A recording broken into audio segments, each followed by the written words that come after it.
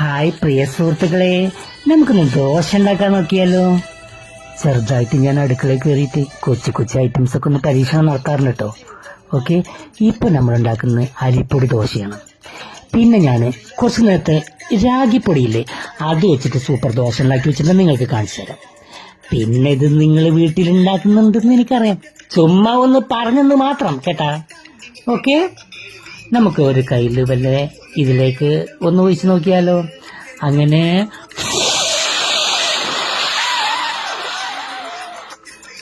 ഒന്ന് ഫില്ല് ചെയ്യണം ചെറുതായിട്ട്.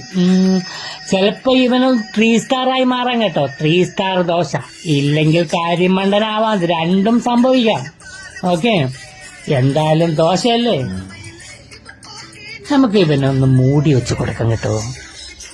പിന്നെ ഇവന് പേടിക്കാതിരിക്കാൻ, ഇവന് പേടി വരും, 2 മേട്ടുണ്ട് കൊടുക്കാം. ഓക്കെ, അങ്ങനെ 2 മേട്ട. ഈ മേട്ട എന്റെ സ്പെഷ്യലാണ് കേട്ടോ, നിങ്ങളിത് പരീക്ഷിക്കണ്ട. പിന്നെ കുറച്ച് നേരം ഇവിടെ ഇരിക്കണം. നേരത്തെ ദോശ ഉണ്ടാക്കി വെച്ചില്ലേ, ഏത് ഈ രാഗി ദോശ കാണിക്കാം. ഇതാണ് രാഗി ദോശ. ഇത് സ്പെഷ്യൽ സൂപ്പർ സോഫ്റ്റ് ദോശയാണ്, അടിപൊളി. നിങ്ങളൊക്കെ ട്രൈ ചെയ്യണം കേട്ടോ. നമുക്കൊന്നൊരു സാമ്പിൾ ഒന്ന് കഴിച്ചു നോക്കാം. ഓക്കെ, നിങ്ങളിത് വീട്ടിൽ ഉണ്ടാക്കാറുണ്ടോ? ഒന്ന് പരീക്ഷണം നടത്തണം കേട്ടോ. ഞാൻ ഇന്നലെ അയില വാങ്ങിയിട്ടുണ്ടായിരുന്നു, അത് വെച്ചിട്ട് കറി വെച്ചിട്ടുണ്ട്. അപ്പം അതും കൂട്ടിയിട്ട്